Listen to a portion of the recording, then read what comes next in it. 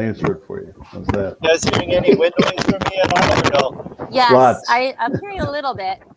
Little All right, bit? but we're live. We are All right. live. All right, so we're on our Friday live, and I guess while we're waiting for people to come and join us, we will go ahead and introduce our guest. I know that we had a little description on our preview, but I'm gonna start with this. So we have Richard Weylman, is considered by his clients to be a true disruptor of long-held perspectives, and they depend on his ability to reset current thinking and deliver actionable strategies to elevate their business performance even now and during this pandemic. He was orphaned at age 6. Richard lived in 19 foster homes and attended 11 different schools. Rather than becoming a victim of those circumstances, he overcame them and has a remarkable business success, including as a general sales manager of an award-winning Rolls Royce dealership, to heading sales and marketing for the Robb Report, and from its inception until its record liquidity events. I learned a couple new things about you. You've been our guest before on our radio show, and I did not realize these little additional facts that were included. Well, thank you, Adrian. It's my, but it was good training. Living in foster homes was wonderful training, because people said, now the disadvantage of marketing and sales, you got to go in strangers' houses occasionally. I'm like, so what's the problem with that? I've been living with it my whole life. I mean, I never saw that as a real issue. Anyhow, go ahead. I didn't mean Yes, and Attilio, you want to read off the second part, or you want me to keep rolling? Because there's more. I didn't know there was a 2-part essay here. No, go ahead. Go ahead, okay, Adrian. So on to more information on Richard. So he serves as the chairman of the Weylman Consulting Group, and he is the author of 3 international bestsellers, the latest of which, The Power of Why, Breaking Out in a Competitive Marketplace, is available in 7 languages and an Amazon Top 10 business book. Christopher Forbes, vice chairman of Forbes Media, calls Richard's insights on business growth and creating customer advocacy brilliant. He's also a board member of the United States Luxury Institute, whose primary mission is to enable organizations to better understand today's consumer. Finally, Richard is a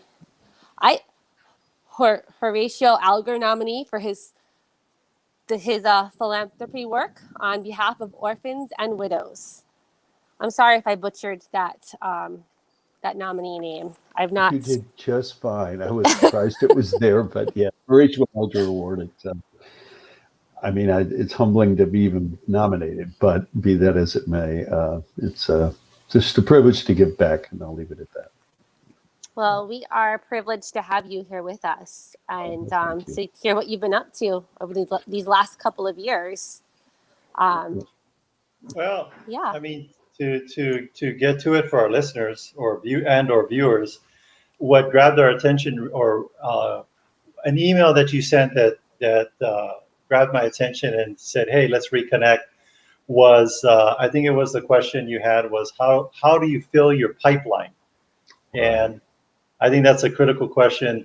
Probably even more importantly, maybe how do you refill your pipeline because of COVID? So what was that email about? And tell us a little bit about that. That's a wonderful question. And the issue, you're right, with the pandemic, several things have occurred. One, a lot of people have, let's say, mined the gold from their existing clients. They've been in touch with them last year and gotten as much business as possible. But the reality is that how are we going to refill the pipe? Well, we have to think about what's going on with the consumer. So let's back up and look at it, not from my lens, but let's look at it through the lens of every single person that is on and listening to this broadcast. If you think about your own individual situation and what you've gone through in the pandemic, I think you would agree with me that the things that have helped you keep your sanity are the friends, family, colleagues you have within your business environment, your life environment, your work environment, whatever, if you will, the network you have, or maybe the country club you belong to, the gym that you belong to, whatever. But those relationships you have, it's really been the glue that's kept your life moving forward, given all we've been through, and in some cases continue to be through. So when we step back and look at that, we did a lot of interviewing. We're a research-based consulting firm at our core, and that's why when I present, we always present ideas around what the consumer's thinking. So what we discovered is 87% of the 350 people we did live interviews over the phone, Zoom, etc., during the pandemic said that the networks they have, these relationships I just referred to, what they do for a living, recreation, special interests, we can make a long list there, is the glue that's kept them together. 87% say they belong to some organization that's kept them together. But here's the most important thing. When we ask them, how important is it for you to work with a supplier, whether it be real estate, financial services, somebody with PPP, whatever it might be, how important it is for you to work with somebody that's working with people in your network? 71% of people said they want to work with somebody in their network. And that's the, shall we say, the email. And as you know, Tilio, I send, about 40,000 people every week I'm in touch with this email personalized to give them insight that we've captured. So that was the basis of that email, is to really realize that, wait a minute, relationships drive revenue. And could you identify the networks that your best clients, regardless of what business you're in, or your best customers, could you identify those networks and perhaps, just perhaps, become a go-to supplier or person for that particular network? Of course, there's much more to it than that, but that was the basis of that email. Was that helpful? No, Absolutely. exactly. Go ahead, Adrian. Yeah. So, you're talking about these networks and the connections and the research. I noticed that you are doing webinars and training. Can you share with our viewers and listeners a little bit more about that and how can they get involved?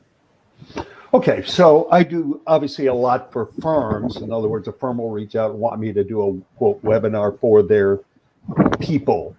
All right, and I really speak on a variety of topics. One, how to lead people in today's virtual environment, how to elevate, and this is a really big topic. So for all of you that are in business, regardless of what kind of business you're in, if you have any interface with the client or customer, I can tell you, one of the big things that the big, shall we say, move in the marketplace is elevating the client or customer experience.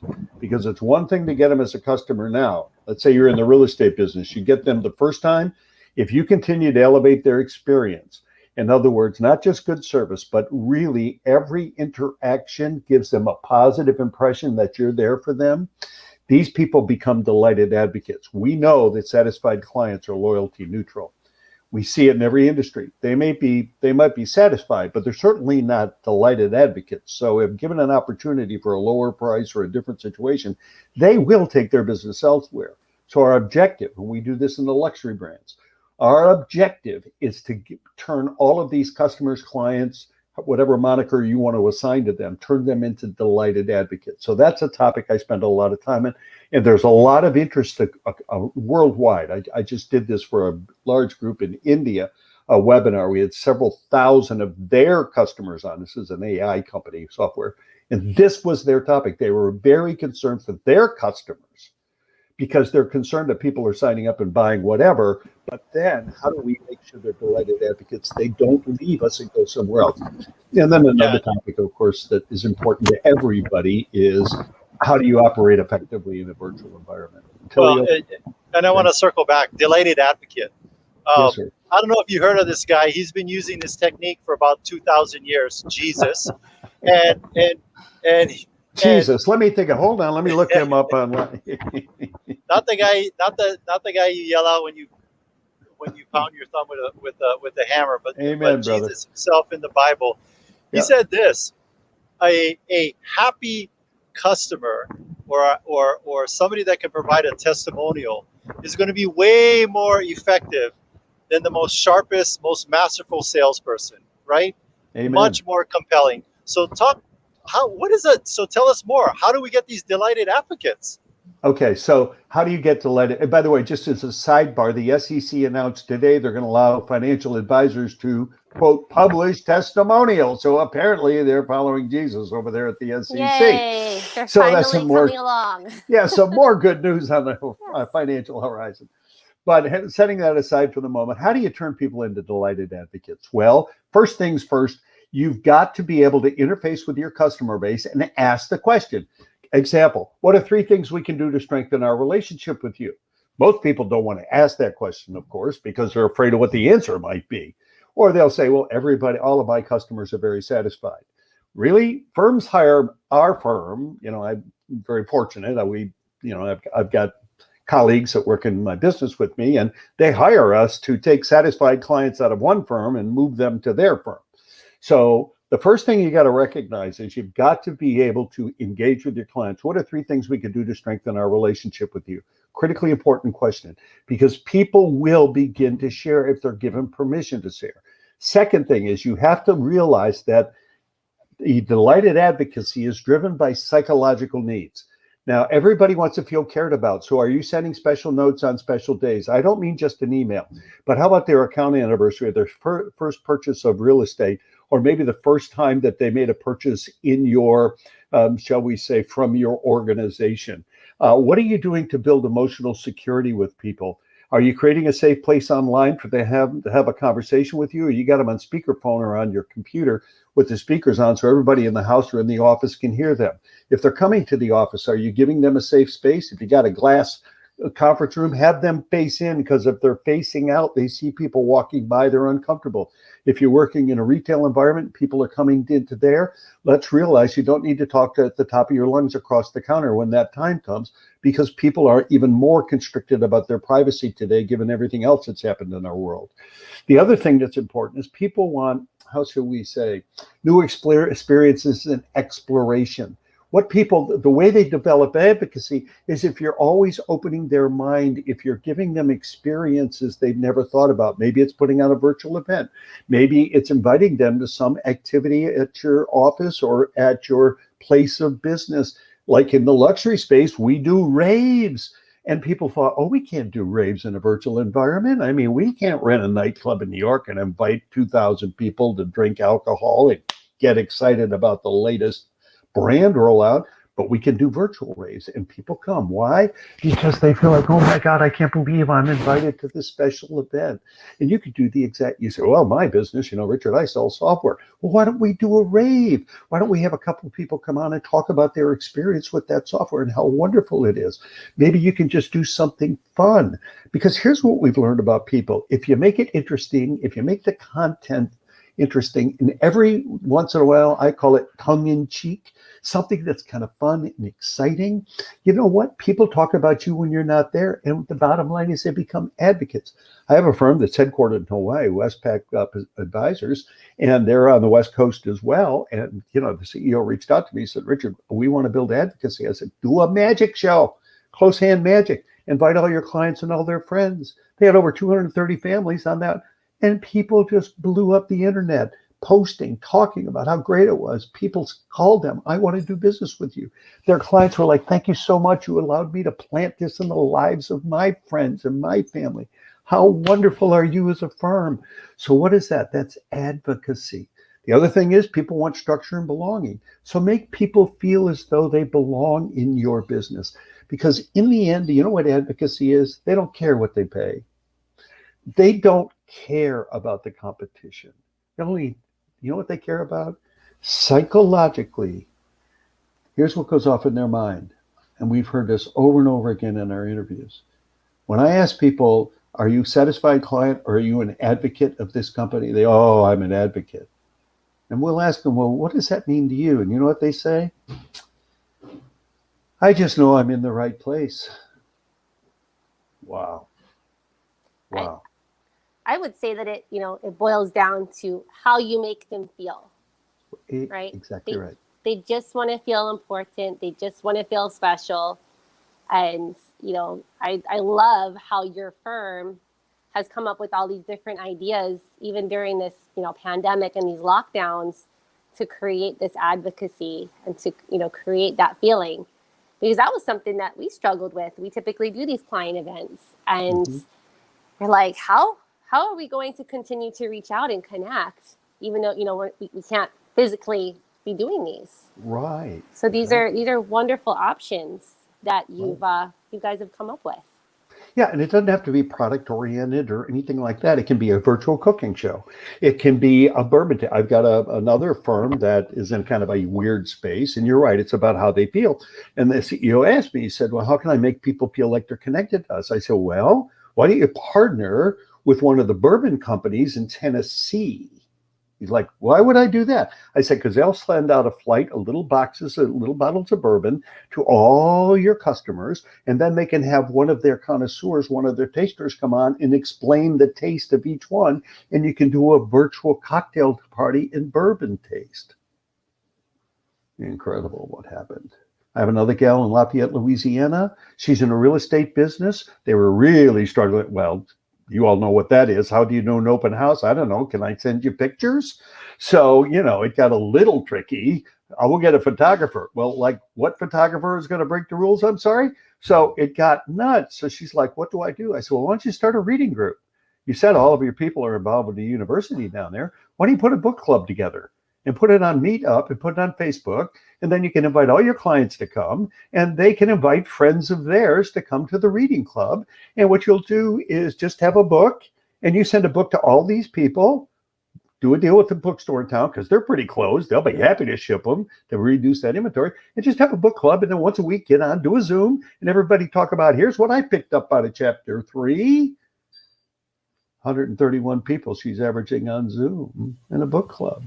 Now, not all these people are going to buy real estate, but I can assure you that they're talking about her when she's not there. And that's the important thing what she's mentioned, is talking about them when they're not there, because we know this. No matter what your product or service is, 80% of the time, our clients don't need us. But when they do need us, how do we stay top of mind? By not necessarily coming to them with things about our product or service, but like you said, with other value in their lives. Right. Something unique, something fun, sometimes tongue-in-cheek. Okay, I've done comedians. I had a comedian come on and do it for my 40, and people were like, why a comedian? This isn't about, you speak and you write and you can no, but are you having fun? Freaking great. So that's, what? Okay, we're good. And I'll give you another one too. A lot of people want to do all kinds of things that they feel has to drive their product line. To your point, Attilio, you don't have to drive the product line. If you build relationships, if you're there for people during this pandemic, you know what? They never forget that. People really remember who's there for them. So you do what needs to be done. I can tell you at the beginning of the pandemic, a lot of people were like, oh my God, well, we've been virtual for, I have 6 offices around the world. We've been virtual for almost, I guess, a decade.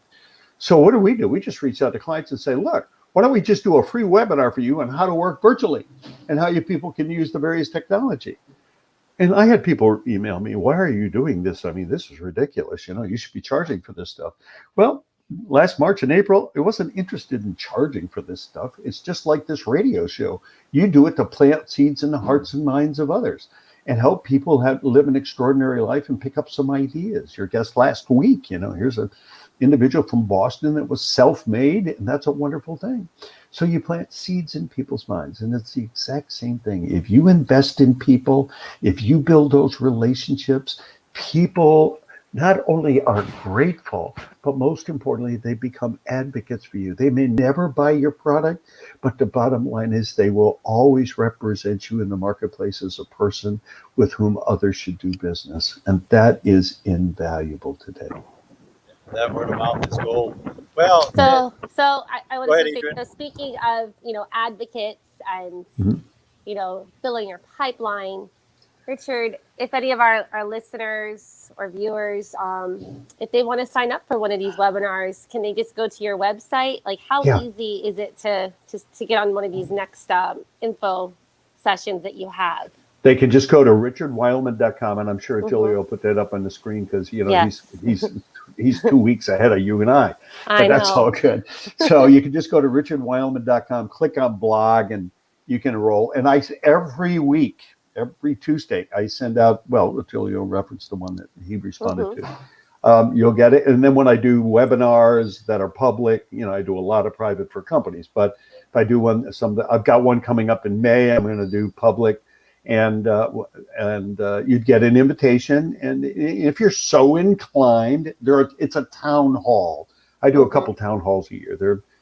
It's crazy. I mean, there'll be 1,000 people, but it's great because everybody just fires questions. I'll answer as many as I can. I have my team on, they answer questions, and people will send something in the chat box, and I'm like, whoa, I never thought of that. So I'll say, let me tell you what, Adrian just mentioned. Everybody's like, yikes, that's incredible. So it's kind of like this collaborative craziness from people all over the world. So, and sometimes we have to do, I get them in foreign languages too. So we have Google Translator on the chat. It's just, anyway, it's fun. Well, one of the things we want to point out, we're doing the same thing. We learned from the best, Richard. We're doing this Friday lives on 5 different platforms. If you guys want to know what software we're using to live stream this, it's called StreamYard. Yep. And if you saw me flipping back between the views and putting the CG at the bottom, that's all part of the software. And it makes you look like you're Hawaii News Now. So that'll be our tip. Because check out the end. We're doing it virtually. Look at this background that I'm in. Don't you want to be doing, this is my office right now. It's not a virtual background. That really no, is it's the not ocean. virtual. We're at one of our coming soon listings out at Light EA Points. Oh, so, great. Yes. Yeah. And real estate's booming in Hawaii. Go ahead, LTO. I didn't mean to step on you. Say, we're kind of like a TED Talk. We're about a good 20-something minutes into it. Yeah. And we want to hit them high, hit them low, hit them in the middle. Is there any question we should have asked you that we haven't as we wrap it up? Yeah, I would say this real quick. If you want to fill up your prospect pipe, here is the question. How do you do it? Number one, you got a lot of people have New Year's Eve intentions. I make them, what do they call those things? Resolution. I intend to do. Well, I would suggest to you that you have today, people say, well, I'm going to work with intentionality. Well, the truth is, let's forget that. Let's make a decision, because a lot of people have good intentions and they don't get there, like New Year's resolutions. So be decisive. Be decisive about what you want to do. Number 2, calendar weekly. What are you going to do? Are you going to make cold calls? Are you going to do emails? Are you going to do blog posts? Are you going to be on local media? What are you going to do? And calendar it, regardless of what business you're in. Because if you don't calendar it, here's what I hear all the time from people. Well, I really don't have time to market. But it's really interesting to me. You have time to do what you want to do. And if you really want to grow your business, if you want to fill up your pipeline, then what you need to do is carve it out, put it on your calendar, carve out the time to do everything, whether it be cold calls, emails, blog posts, whatever it is. And if you're going to post content, the important thing about content, as I mentioned, is make sure it's interesting, it's informative, it's dynamic, and most importantly, it engages people right where they are. Be relevant.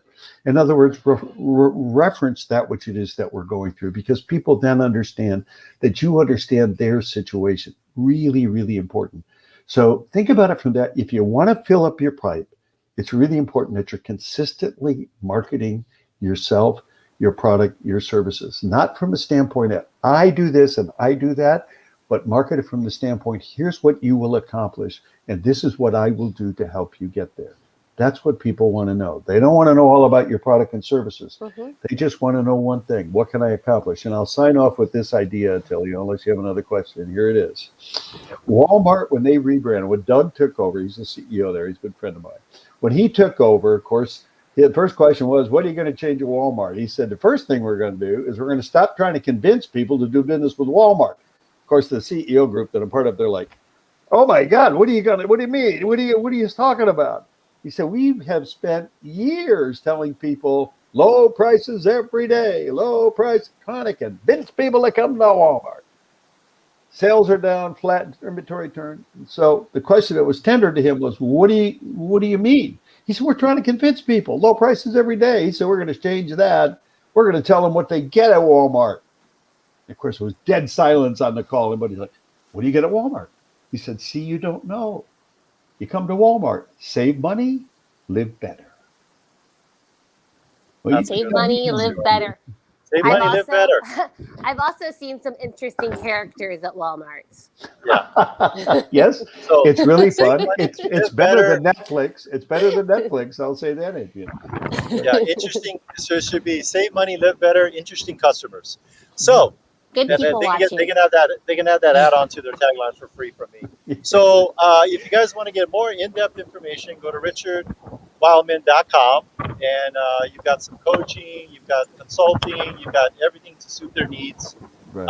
We hope this was useful for our viewers. We also are going to have Richard on as our radio guest next week. Oh yes. So if you want my more God, Richard, twice in 1 week. How did that happen?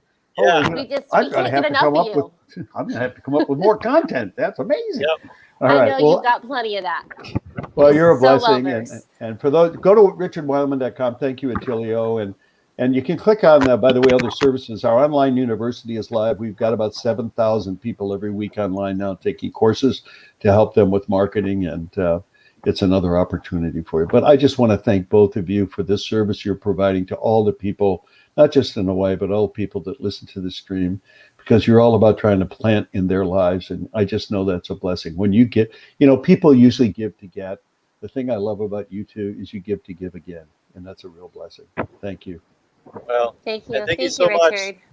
So Thank you. last thing we'll leave you with, there were 5 frogs sitting on a log. 4 decided to jump off the log. How many frogs were left on the log? All of them, because they were just deciding to jump off. So Richard's telling you, stop deciding and start doing. That's it. Amen, brother. Jump off the log. We're looking Jump off. forward to you. Water's Okay. fine. Amen, brother. Hey, good to see you both.